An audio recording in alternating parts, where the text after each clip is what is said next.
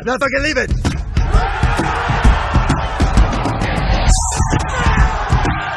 show goes on!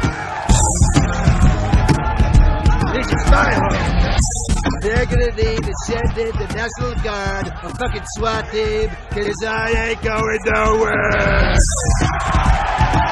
Fuck them! There's no greater irony than the same people who for 4 years tried to delegitimize an election result with baseless conspiracy theories, then accusing the Trump campaign of trying to delegitimize an election result with baseless conspiracy theories. You don't get to do that. You spent 4 years relentlessly trying to subvert the office of president, then cry foul when the Trump campaign demands a legally transparent vote count. You don't get to do that. You know what the mainstream media also doesn't get to do? Decide elections. The role of declaring the winner of a presidential election in the US falls to the news media. No, it fucking doesn't. Oh my goodness, all the networks. Wow. All the networks! We have to forget about the law. Judges don't count. All the networks thought Biden was going to win by 10%.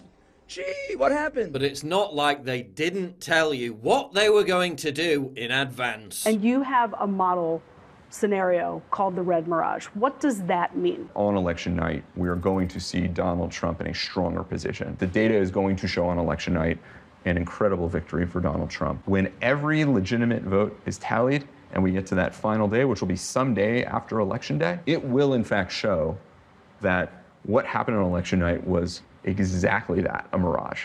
It looked like Donald Trump was in the lead, and he fundamentally was not when every ballot gets counted. Biden got fewer votes than Obama or Hillary in every state except Michigan, Pennsylvania, Georgia, and Wisconsin. Funny that, isn't it? Seems about as normal as a 77-year-old man sniffing a random 6-year-old girl's hair. Don't tell me what I have to. Totally normal. We have put together, I think, the most extensive and inclusive voter fraud organization in the history of American politics. Google Trends searches for election fraud punishment surged in Michigan, Pennsylvania, and Arizona before election. What a stunning coincidence. I wonder why that could possibly be. Numbers of people who voted only for Joe Biden and didn't vote further down the ticket. Pennsylvania, 98,000. Georgia, 80 to 90,000. Arizona, 42,000. Michigan, 69 to 115,000.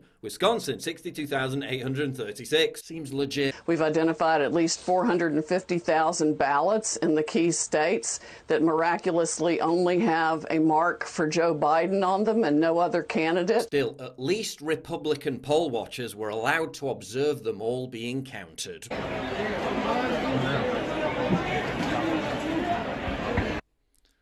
Oh. Still, at least we're allowed to talk about this. At least social media companies didn't implement policies months before anticipating this very scenario so they could then censor whistleblowers. Oh.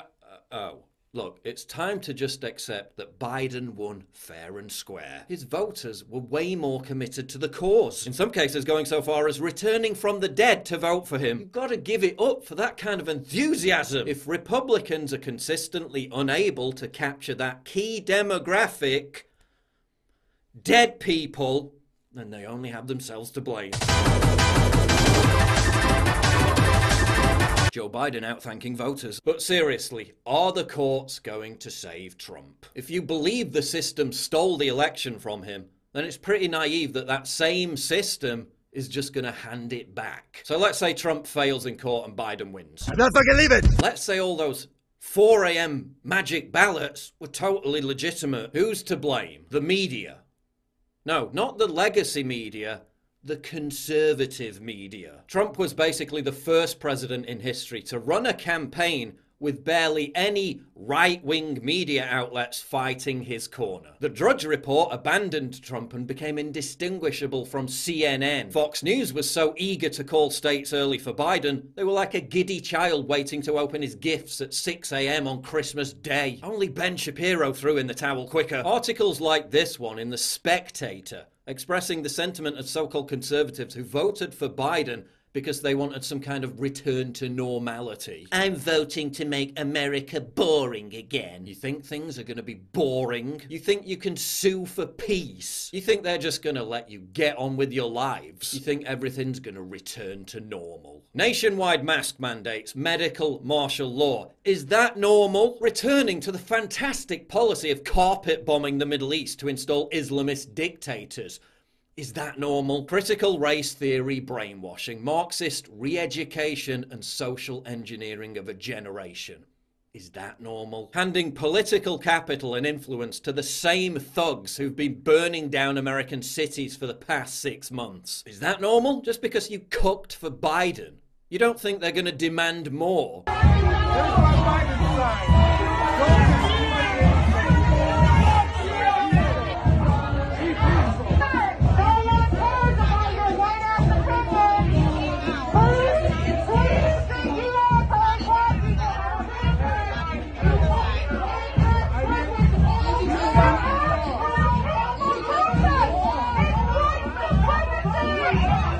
Oh, but at least we won't have to defend Trump's impulsive tweets. What kind of putridly pathetic cowardice is that? Oh, but under Biden, the country will be brought back together. He's going to heal and unify the nation. A nation united, a nation strengthened, a nation healed. Putting Republicans on lists, demanding, quote, pain for Trump supporters. Saying Trump supporters who want a fair vote count should be barred from future employment. Threatening to burn down and level the opposition, leaving no survivors. It's not only that Trump has to lose, but that all his enablers have to lose. We have to collectively, in essence, burn down the Republican Party. We have to level them, because if there are survivors, if there are people who weather this storm, they will do it again. Yeah, that doesn't sound like healing rhetoric to me. We get enough power in the media, and I'm going to steamroll these sons of bitches. I'm going to steamroll them. We're going to slaughter the Republicans politically. Let us hit the Republicans in the face. 2016. Trump won. He's going to execute all gay and trans people and become a fascist. 2020. Punish those who disagree with me and participate in democracy.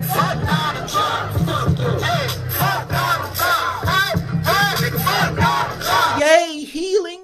Unity? You really think these kind of people are just gonna let you be? They're already back out on the streets harassing diners. This isn't just about seizing power, it's about demoralizing a nation. Many conservatives are now saying they'll never bother voting again after what happened. It's about making you feel powerless, disenfranchised, hopeless. And suddenly, COVID's taken a few days off so they can all have street parties. You don't get to attend your grandma's funeral because it's too dangerous. You get screeched at if you get within 6 feet of them. But they can all gather in close proximity for a super spreader event, and the media affords the endless adulation. And what are they celebrating? The end of Trumpism? The end of populism? The end of America First nationalism? Newsflash. None of that's going anywhere, whether Trump's in the White House or not. 3 million more Americans legitimately voted for it than in 2016. Hardly a blue wave, is it? Hardly a repudiation. Also, speaking of celebrations, the same media that we're supposed to trust with the power to anoint a president claimed that 5th of November fireworks in the UK, an annual celebration,